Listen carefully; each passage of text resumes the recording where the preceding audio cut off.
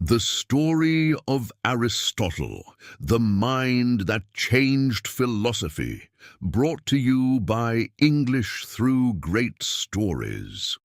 Imagine a world without science, a world without logic, a world where no one had ever written down the rules of clear thinking, or asked in a careful and organized way why things grow, why things fall, why people behave the way they do. It is almost impossible to picture, isn't it? And yet that world existed until one man decided to change it. That man was Aristotle, a philosopher, a scientist, a teacher, and a thinker who shaped the way human beings understand the world. Not just in ancient Greece, but for every century that followed.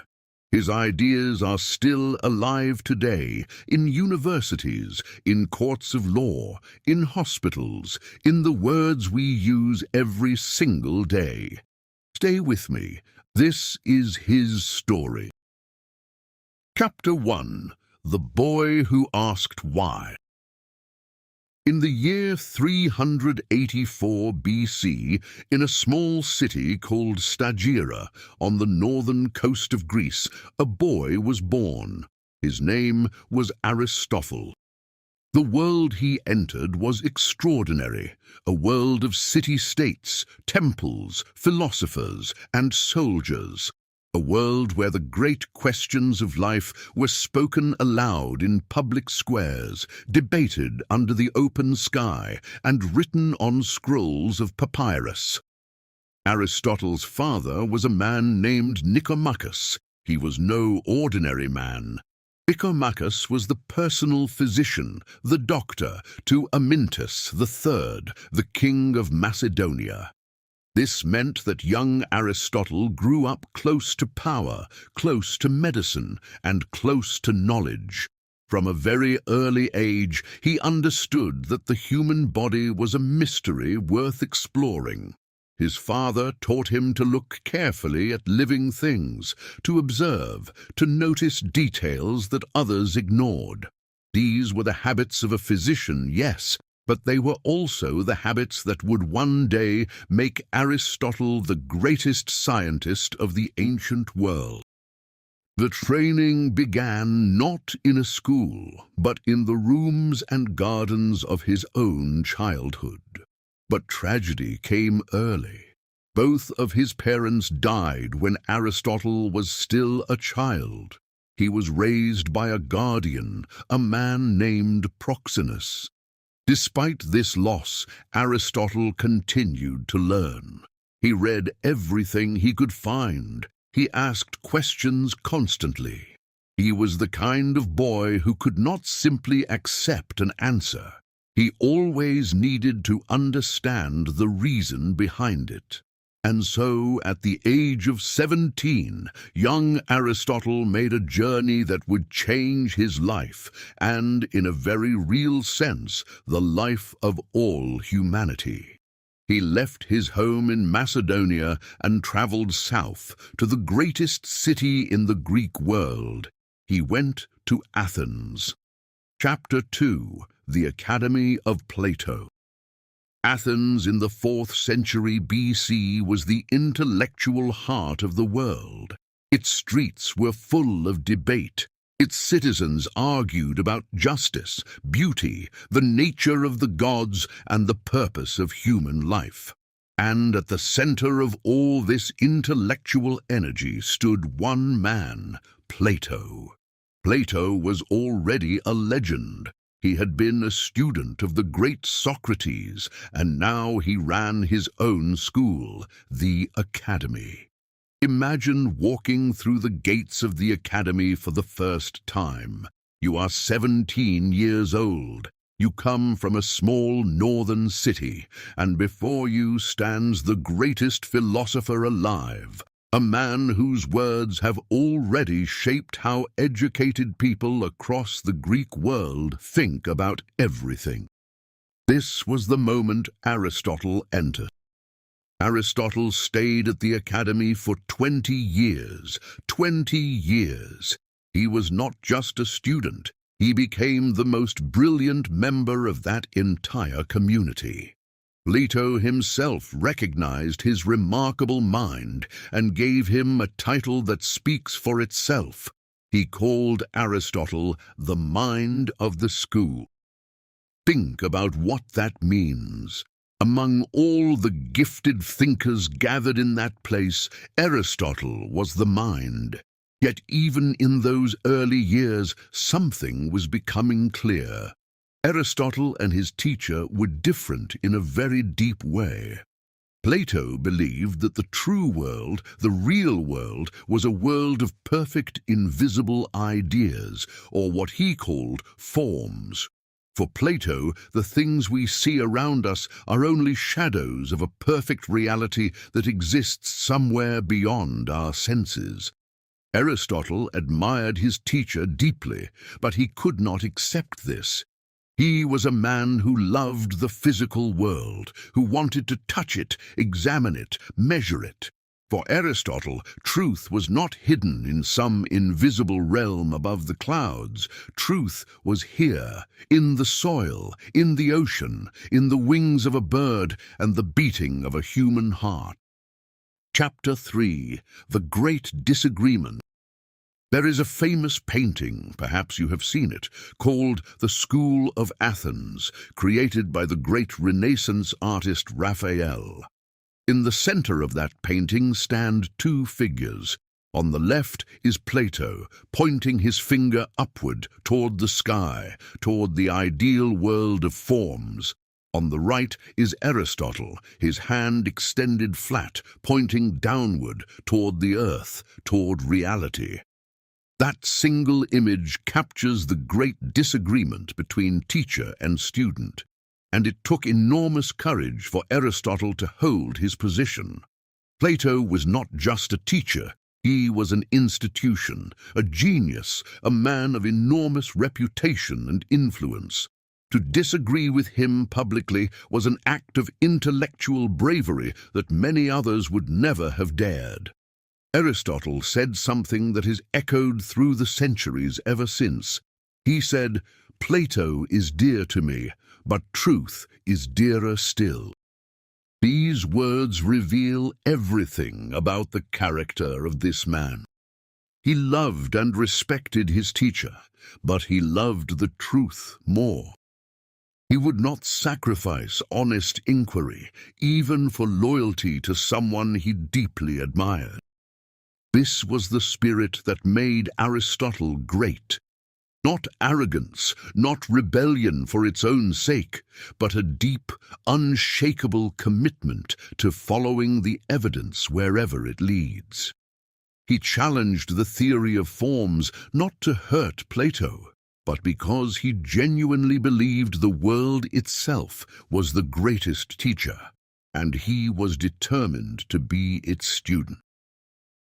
Chapter 4. The Wanderer. In 347 BC, Plato died. The Academy needed a new leader. Many expected it would be Aristotle. He was, after all, the most brilliant student Plato had ever had. But it was not to be. The leadership passed to Plato's nephew instead. And so Aristotle did something unexpected. He left Athens. He became a wanderer. For the next several years, Aristotle traveled through the Greek world. He went to the island of Lesbos. He walked along the coast of Asia Minor.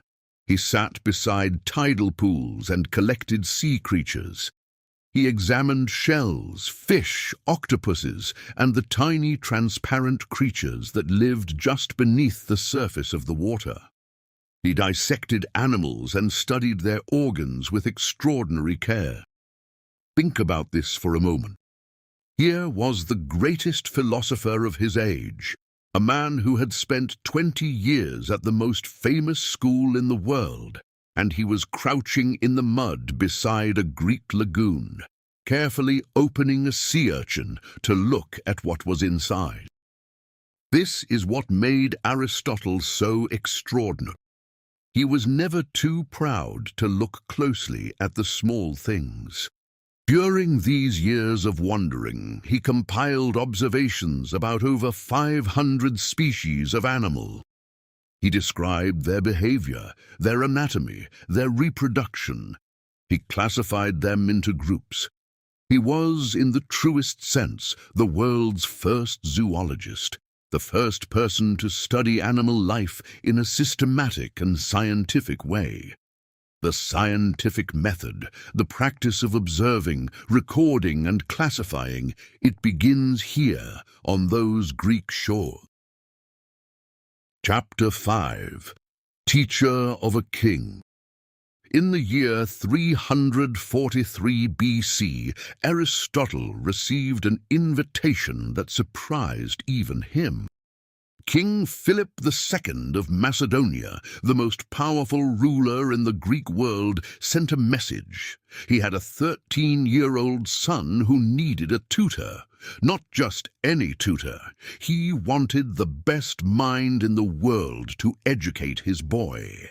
That boy's name was Alexander. We know him today as Alexander the Great. Can you imagine that classroom?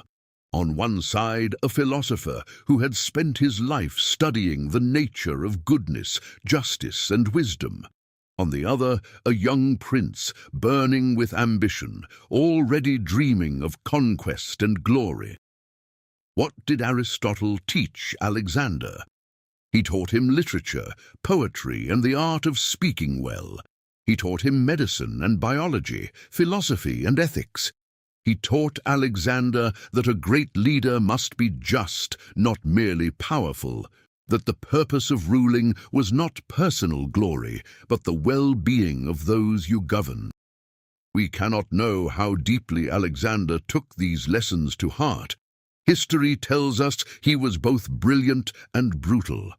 But we do know that Alexander carried a copy of Homer's Iliad with him on every campaign, annotated by Aristotle himself. And Alexander, for his part, gave something back to Aristotle. As Alexander's armies swept through Persia, Egypt, and the edges of India, he sent back specimens, plants, animals, geological samples to his old teacher. The greatest military campaign in ancient history became, in part, a scientific expedition. Alexander was the conqueror. Aristotle was the mind behind the catalogue of what was found. Chapter 6. The Lyceum. In 335 BC, Aristotle returned to Athens. He was now 50 years old and at the height of his powers. He rented a building near a grove sacred to the god Apollo Lyceus, and there he founded his own school. He called it the Lyceum. It was, from the very beginning, a different kind of school from Plato's Academy. Broader, more practical, more connected to the living world. Aristotle had a famous habit. He liked to teach while walking. He would stroll through the covered walkways of the Lyceum, talking, thinking, questioning with his students walking beside him. Because of this, his followers became known as the Peripatetics, from the Greek word peripatein, which means to walk around. Philosophy was, for Aristotle, not something you sat still to do. It was something you moved through. At the Lyceum, Aristotle wrote with extraordinary energy and range. He produced works on logic, rhetoric, poetry, politics, ethics, physics, metaphysics, biology, psychology, and the nature of the soul. He wrote about the stars, the weather, memory, sleep, and dreams. He asked questions no one had organized so systematically before. And then he attempted to answer them, one careful step at a time. The library he built at the Lyceum was one of the first great libraries in history. It was not just a collection of books. It was a living center of research where students gathered, compared observations, and built knowledge together. The model of a research university, that institution which exists in every major city in the modern world, begins here, in those walking paths in ancient Athens. Chapter 7. The Big Ideas.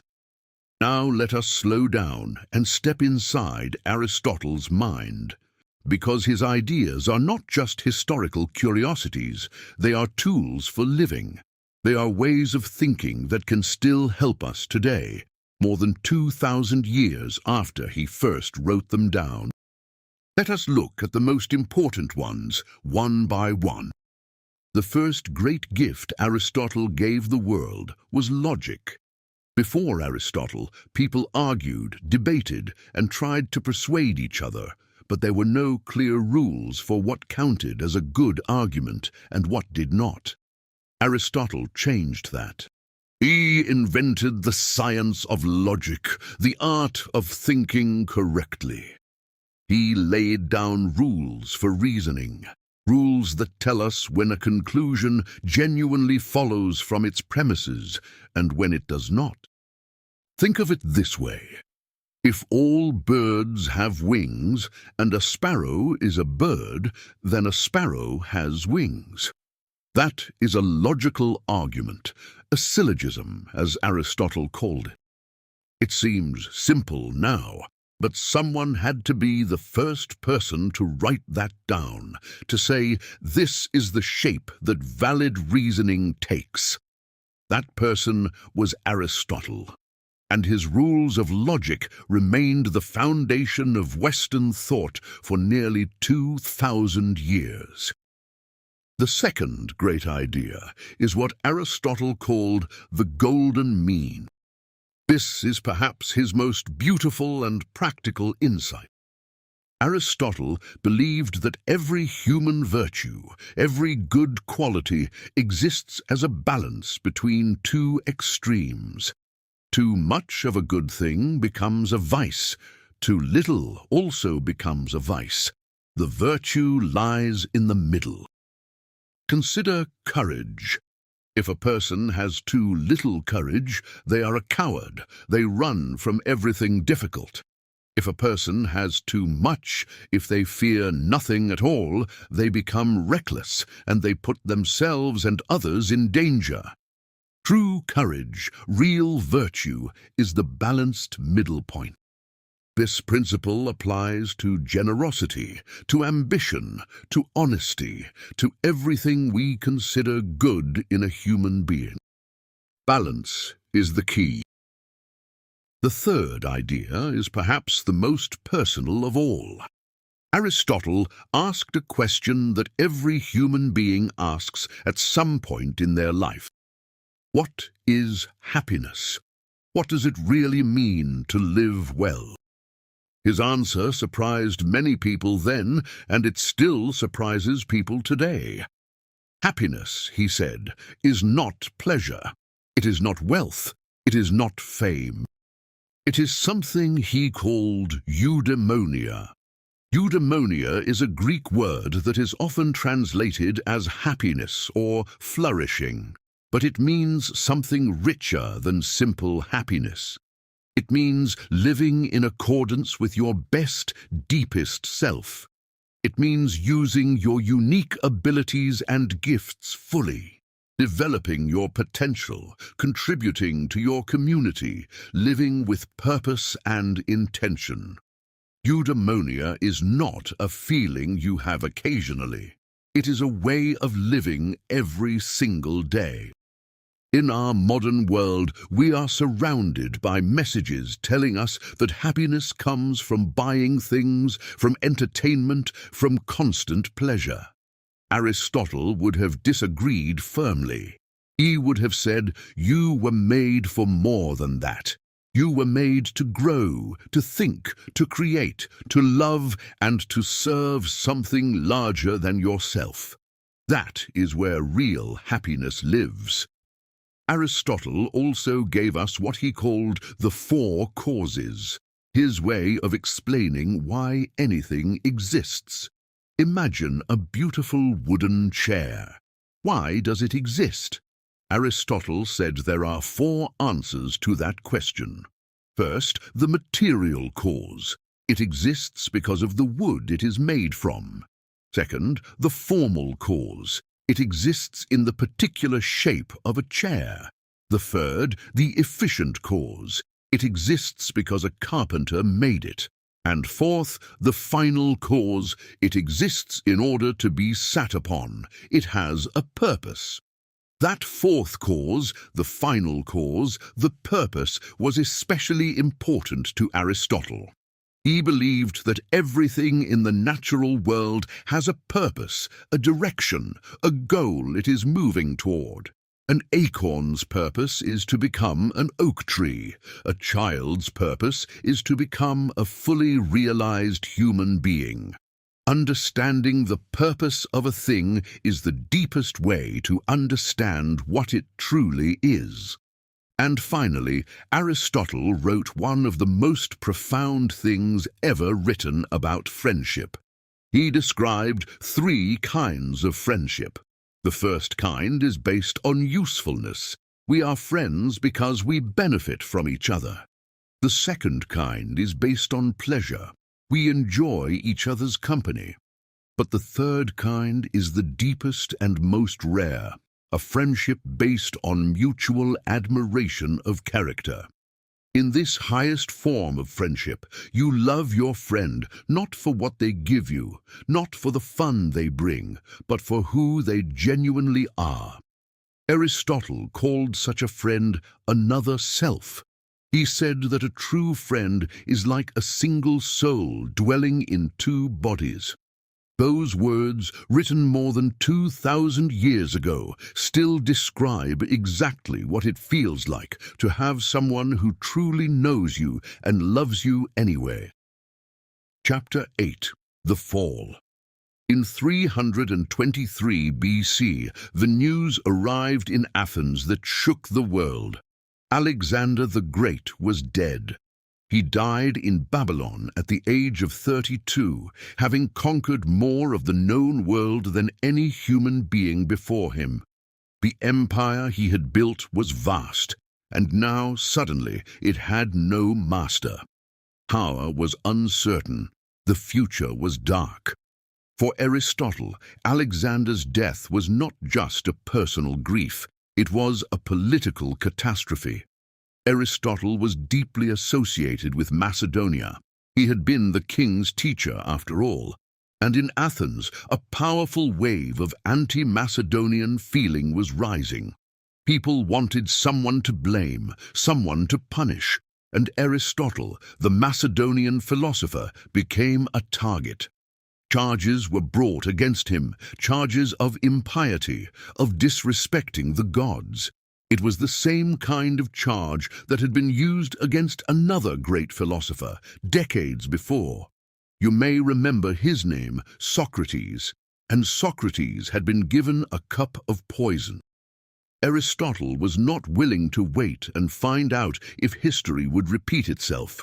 He fled Athens, but before he left, he said something extraordinary, something that tells us everything about the kind of man he was. He said he was leaving so that Athens would not sin against philosophy twice. He was thinking of Socrates. He was saying, I refuse to let you destroy another philosopher. I am not running away from fear alone. I am protecting the dignity of thought itself. He went to Chalcis on the island of Euboea. It was a place his mother had come from, perhaps a place that felt, in some distant way, like home. He was 61 years old, and his health was failing. He had spent a lifetime thinking, walking, observing, writing, and teaching. He had given the world more ideas than almost any single human being who ever lived. And now he was alone, far from his school, far from his students. In 322 BC, 1 year after leaving Athens, Aristotle died. He was 62 years old. The cause was likely a disease of the stomach. the man who had catalogued the anatomy of hundreds of animals, who had written about the nature of the human soul, who had asked more questions than perhaps anyone before him, fell silent, but his words did not. Chapter 9. The Legacy. What happened to Aristotle's ideas after his death? The story is remarkable, and it spans continents, centuries, and civilizations. After the fall of the Western Roman Empire, much of the classical Greek knowledge was lost to Europe. Libraries were destroyed, languages were forgotten. The flame of ancient learning grew very dim. But it was never entirely extinguished, because the knowledge survived in the East. During the Great Islamic Golden Age, from the 8th to the 13th centuries, Arab and Persian scholars translated Aristotle's works into Arabic with extraordinary care and devotion. Philosophers like Al-Kindi, Al-Farabi, and the great Ibn Rushd, known in Europe as Averroes, studied his ideas, debated them, extended them, and preserved them. Without the Islamic world, much of what Aristotle wrote might have been lost forever. When Aristotle's works returned to Europe in the 12th and 13th centuries, they caused a revolution. The Christian Church was initially suspicious. Here was a pagan philosopher whose ideas seemed to challenge traditional theology. But one man changed everything: Thomas Aquinas, an Italian monk and philosopher of brilliant intellect, found a way to unite Aristotelian reason with Christian faith. His synthesis shaped the intellectual foundations of the medieval Catholic Church and European universities alike. Then came the Renaissance, that great flowering of art, science, and human ambition in 15th and 16th century Europe. Thinkers returned to Aristotle's methods, his emphasis on observation, on careful study of the natural world, on asking precise questions and following evidence. These habits fed directly into the birth of modern science. Galileo studied him. Leonardo da Vinci drew from his ideas. The founders of biology, physics, and chemistry all stood, in some sense, on his shoulders. Today, when a scientist forms a hypothesis and tests it against evidence, they are walking in the tradition Aristotle began. When a judge asks whether an argument is logically sound, they are using tools Aristotle invented. When a psychologist discusses human flourishing, they are often, consciously or not, echoing ideas that a man wrote down on the shores of a Greek lagoon more than 2,000 years ago. The great philosopher and historian Will Durant once wrote, "Aristotle was the last man to know everything." That may be a slight exaggeration, but only a slight one. No single human being before or since has produced such a breadth of organized, careful, original thought across so many different fields of human knowledge. He was not just a philosopher, he was the architect of an entire intellectual world. Closing reflection: what Aristotle leaves with us. We have come to the end of our journey, but perhaps it is worth pausing before we finish, because Aristotle would have wanted us to think about what we have heard, not simply to receive it. So let me ask you, what does this story mean for you? Not for history, not for philosophy as an academic subject, but for you, the person listening to these words right now. Aristotle was born in a small town. He lost both his parents as a child. He was never the most powerful man in the room, not while Plato lived, not while Alexander ruled. He was a foreigner in Athens, an outsider who never fully belonged. And yet he built something that outlasted every empire and every king of his time. He built it with nothing more than his attention and his willingness to ask why. He teaches us that curiosity is one of the most powerful forces in the human world. Not the loud, dramatic curiosity that seeks fame, but the quiet, patient curiosity that bends down to look at a shell on a beach, that watches a caterpillar become a butterfly and wonders how, that sits with a difficult question long enough to begin to understand it. That kind of curiosity changes everything. He teaches us about balance, about the golden mean that applies not just to courage and generosity, but to every part of a human life. Too much work and we lose our health and relationships. Too little and we lose our purpose. Too much confidence and we become blind. Too little and we never try. The wise life, Aristotle tells us, is always found in the careful, conscious middle ground. He teaches us about Eudaimonia, that the purpose of a human life is not comfort, but flourishing, not the absence of difficulty, but the presence of meaning. When we ask ourselves at the end of a day or at the end of a year whether we have truly lived, it is Aristotle's question we are asking. Did I use my gifts? Did I grow? Did I give something of myself to the world?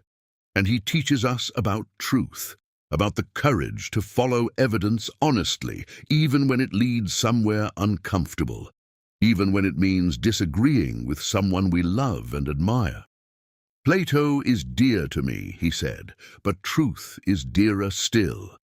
In a world where it is often easier to agree, to conform, to say what others want to hear, those words carry a weight that does not diminish with the passing centuries. Aristotle died alone, far from his school, a refugee from the city he had devoted his life to. There is something deeply human and deeply moving about that ending. Even the greatest minds are mortal. Even the deepest wisdom cannot protect a person from loss, from loneliness, from the sudden and indifferent turns of history. He was, in the end, simply a human being, remarkable but human. And perhaps that is the most comforting thing of all.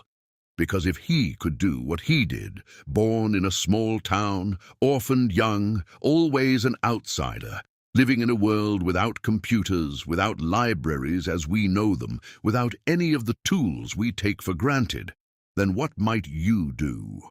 What questions might you ask? What might you build if you simply began to look more carefully at the world around you? Aristotle once wrote, "The more you know you don't know." That sentence is a doorway, not a wall. It is an invitation to keep going, to keep learning, to stay curious about a world that is always deeper and more surprising than we expect.